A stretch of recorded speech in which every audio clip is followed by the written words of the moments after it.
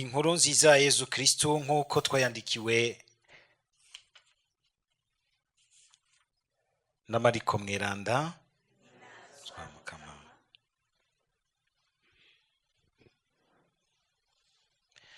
Haciye iminsi Yezu agaruka i Kafarnawumi. Bumvise rero ko yari muhira, abantu bararundana gushikaho ikibanza gikeha, n'imbere y'umuryango haruzura. Nawe rero arabashikiriza ijambo. Haza rero abamuzaniye ikimuga kireruwe na bane, babuze ingene mumushikiriza kubera ishengero, buburura igisenge hejuru yaho yari, bururukiriza muri ico kibanza interuzo ca kimuga cari kiryamyeko. Yezu abonye ukwemera kwabo, abarira ca kimuga ati, mwananje, ibicumuro vyawe urabirekuriwe. Hagasangwa harimwo abigisha bicaye aho, bariyumvira mu mitima ngo ni kuki uyu muntu avuga atyo, aratuka Imana? Ninde ashobora kurekura ibicumuro atari Imana yonsa? Buno nyene Yezu amenye n'ubwenge bw'ivyo vyiyumviro vyabo, arababarira ati, ni kuki mwiyumvira ivyo mu mitima yanyu?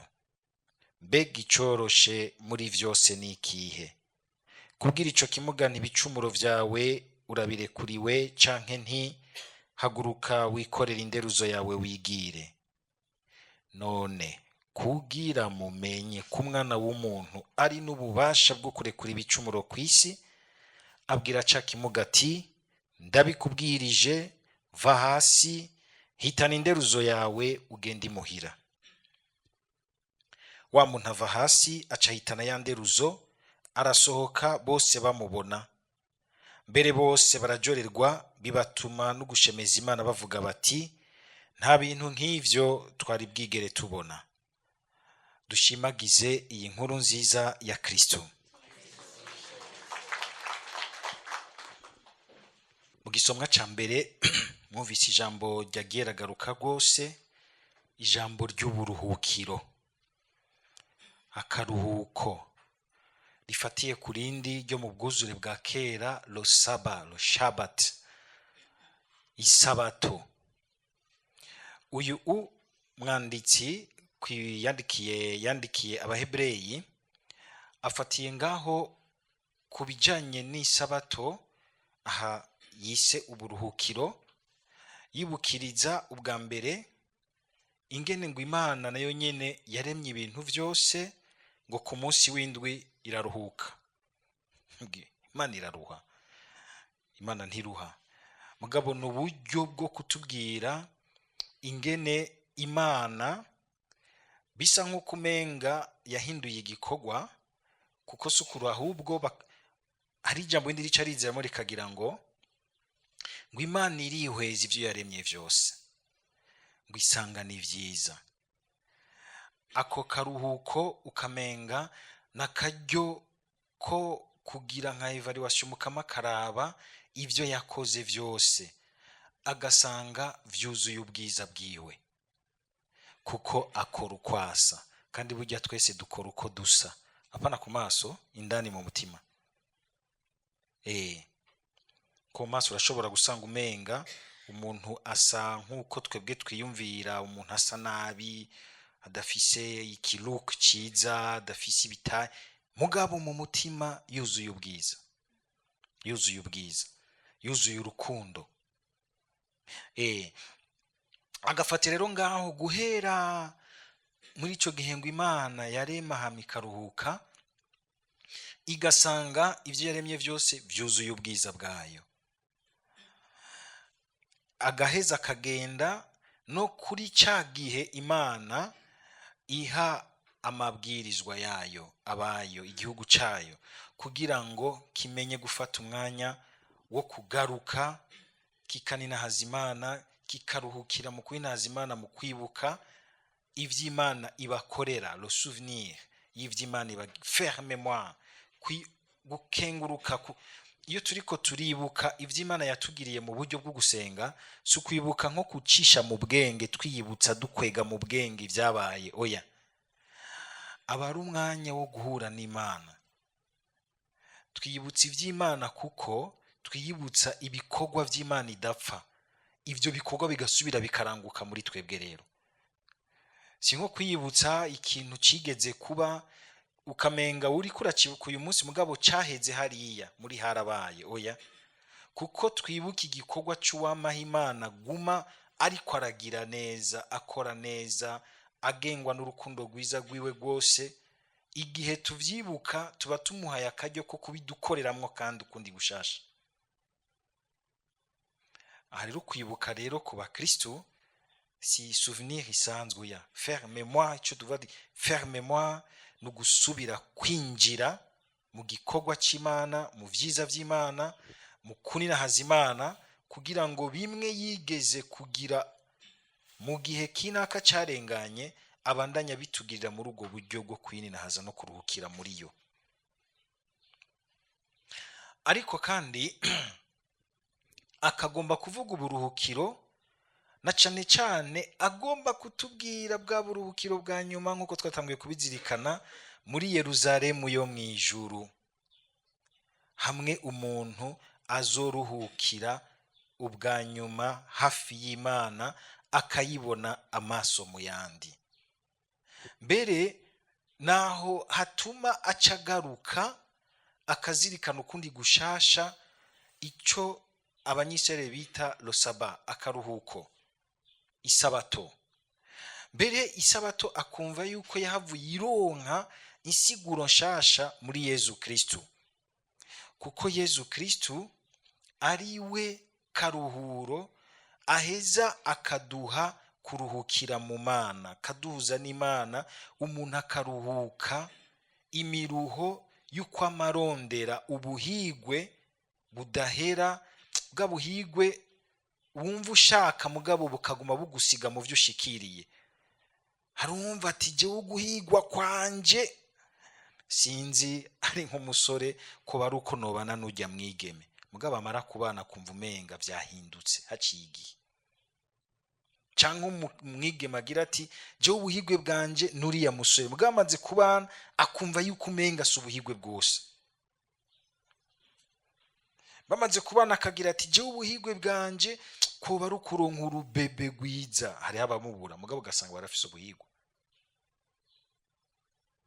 Yamara kumuronka agakura kumva umenga ntahagije ubwo ico cifuzo c'ubuhigwe, mbere aratumye ciyimbika gusumvya, kuko hari igihe uronka umwana akakubera ikinani, akakunanira. Mbere bamwe akagira igihe akibaza ati mbega mukama namuvyariye iki iyo mpfuma ndeka kumuvyara. Wundi akagira ati nk'uyu munsi ukaraba abantu bose agira ati jewe noshika muri Canada canke muri Australia ubuhigwe no bandabwicayemo, mugabo genda mu barabe siko bazokubwira ko bari mu buhigwe bwose.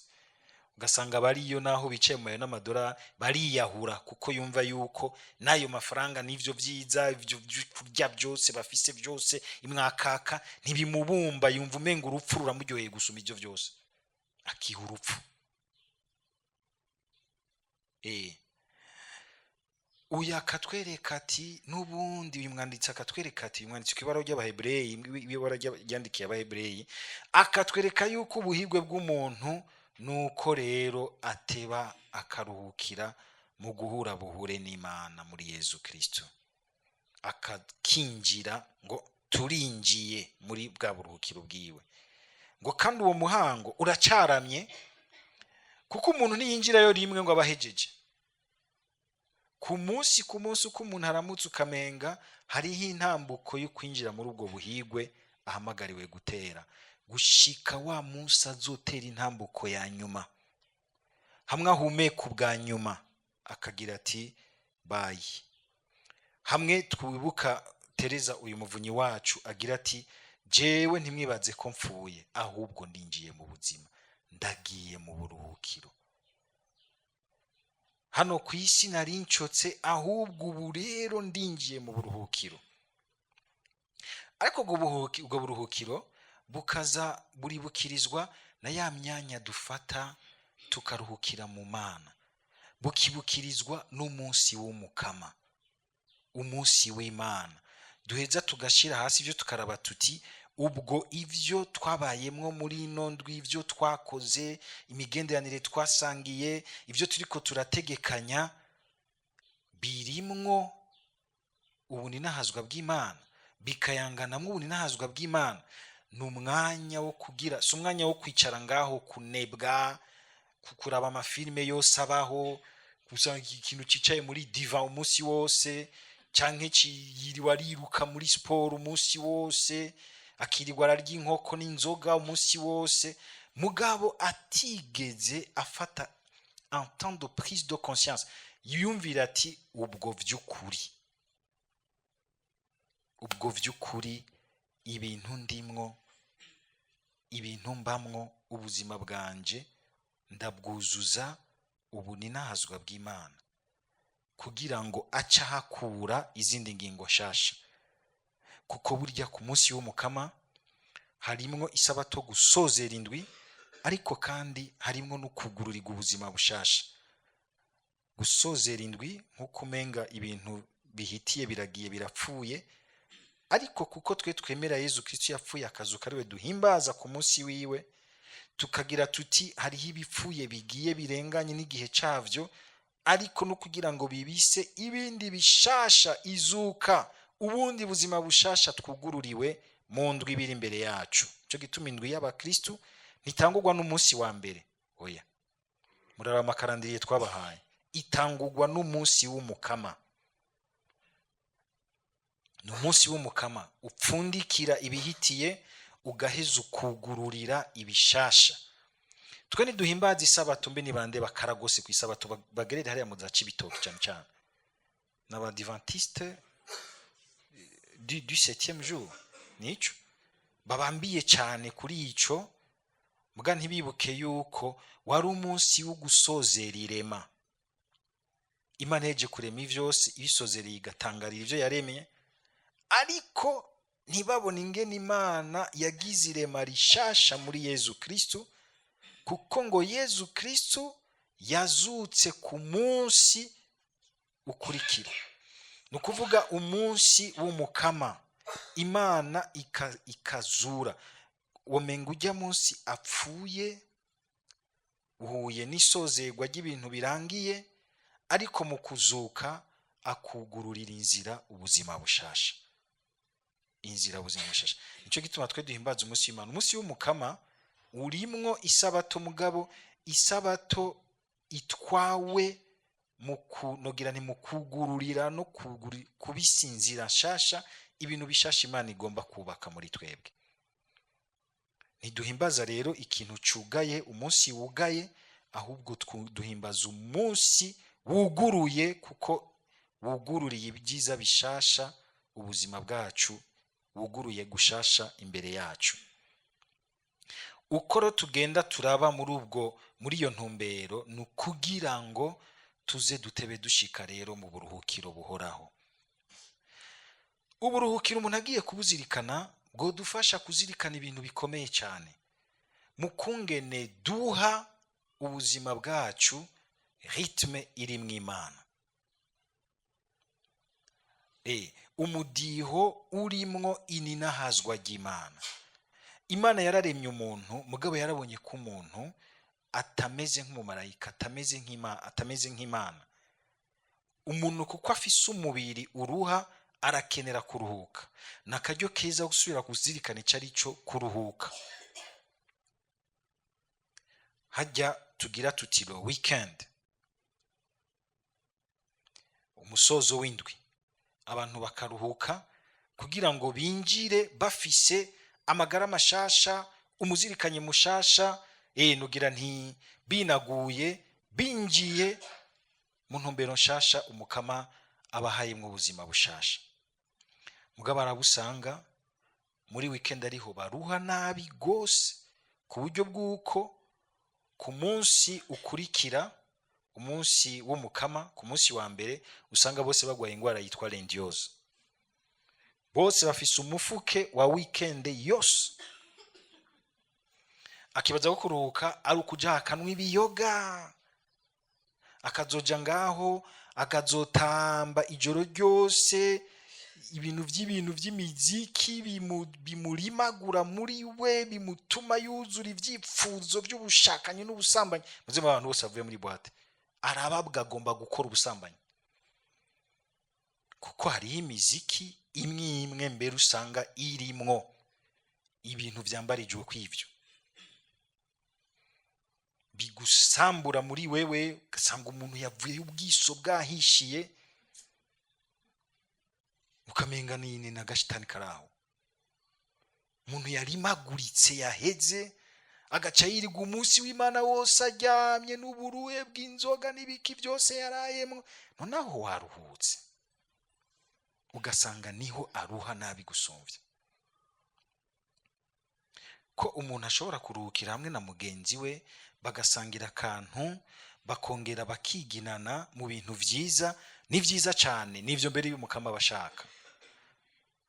mugabo hari igihe shetani duhenda ikadusukamwe ibindi bintu, kazamva ngo tugiye gusambuka. none deje iryo jambo gusambuka, yabafuma basi tugiye kwisobanya, dusubire tubeba, giye gusambuka bisanzare mafu, nywa nk'umwobo canke ndya nk'isiha, ngiye gusambuka.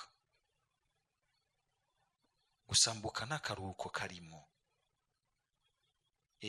ahubwo ngiye kwisobanya, nategekanije ibintu vyiza nza kuvamwo numva nti ndaruhutse vy'ukuri. umubiri uraruhutse, umuzirikanyo uraruhutse, umutima uraruhutse. muze murabe bamwe bamwe bisambuye ingene Rolandi baba bari triste, ils sont très tristes au fond d'eux, kuko ntibaruhutse, barisambuye. kuruhuka kandi si no kuruhuka gusa, hariho ibintu byinshi tubona Imana itwigisha yuko umuntu yategerezwa kuruhuka hageze nk'ibihe vya yubile, grand sabbat, n'isi ikaruhuka, abantu bakaruhuriranira.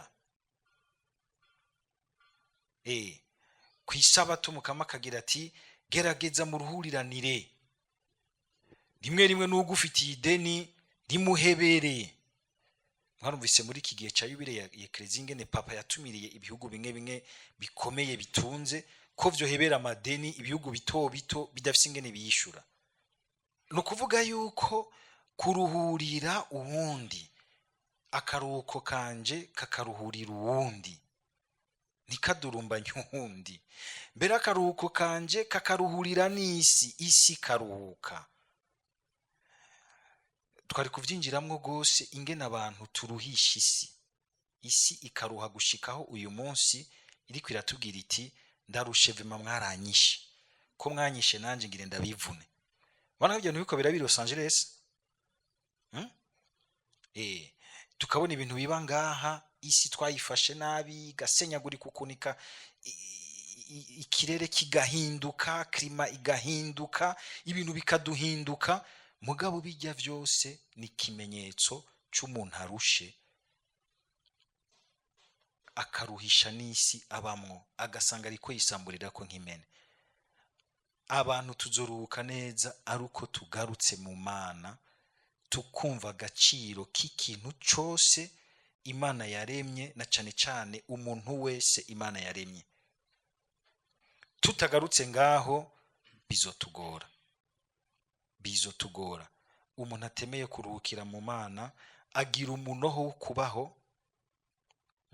abajene bavuga ngo j'ai la fureur de vivre, mugabo ugasanga ariko abaho ahitanisha ibintu byose yumva umenga no kuryoherwa, mugabo agasanga byaramusambuye, agasanga byaramwiciye imbere muri we, agasanga yaranyoye ibiyoga byinshi.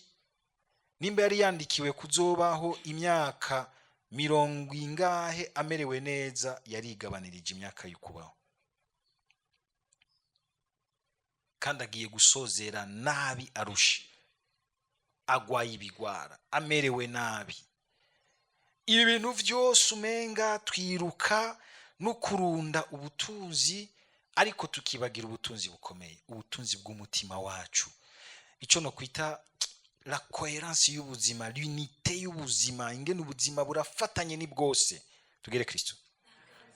Umupapa akiruka agata umuryango, akiruka inyuma y'amafaranga, akiruka akazoza afise ibifaranga vyinshi arusha, bimwe azoca bikeba kubera uburuhe, hari ibigwara yagiye arashiramo, azoca bishira abahindi canke ababirigi, aje kuvyivuzamo, aza asange n'umwana we yigeze kuvyara ntakimumenya, ati hari abana papa bashaka ati mbe uyu mugabo aje nuwahe, uyu ni papa wawe, kuko ntiyigeze amuha umwanya, yawuhaye kurondera amahera gusa.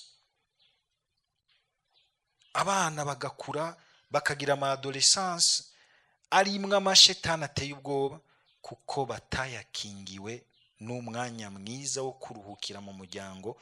Abavyeyi baha affection, baha umwana, ikabakingira amashetani menshi, agasanga n'ubundi umenga bya bintu byose bimupfuye kubusa, yataye umwanya, agasanga agiye gupfana kabonge n'intuntu. Ntibivuga ko umuntu atokwiruka ngo arondere, mugabo gushiramwo dore kiri igihe tuzirikana ku buruhukiro budutumirira gushira l'équilibre y'Imana mu bintu vyose, kurondera ibikubeshaho neza, ariko utibagira ko ukubaho kwiza kwa mbere, ubuhigwe bwa mbere buhera mu mutima wawe, no mu gukomeza umutima wawe, no kuremesha no gukomeza imitima y'abandi muri kumwe, hama mukagira inguvu zibavamwo, mugahangana n'ibindi bibazo by'ubuzima, mukarondera kubaho neza, mudatakaza umuzirikanye n'umutima, kuko bishika umuntu agasanga yabitakaje kubera yidekonexe kuri yabigaburira Imana mushobora vyose. Dusabe rero Mukama mu kuzirikana kuri ubu buhirwe, tumusaba twumvisha ingene mu vy'ubuzima bwa misi yose, nubwo iminsi isa ntingane, tugume turondera ico twita l'équilibre mu buzima. Uburuhuko nico butubwira kudasanga waheze muri bimwe wibaza ko ari vyo ibindi ugasanga vyarapfuye, ugasanga mu nyuma qui trop embrasse mal étreint, vyose vyapfiriyemo. Umukama biturinde, twame twubaka ubuzima bwacu tuzirikana uyo aburuhurira, akabuha équilibre, akabuha ubuzima budahera. Amen.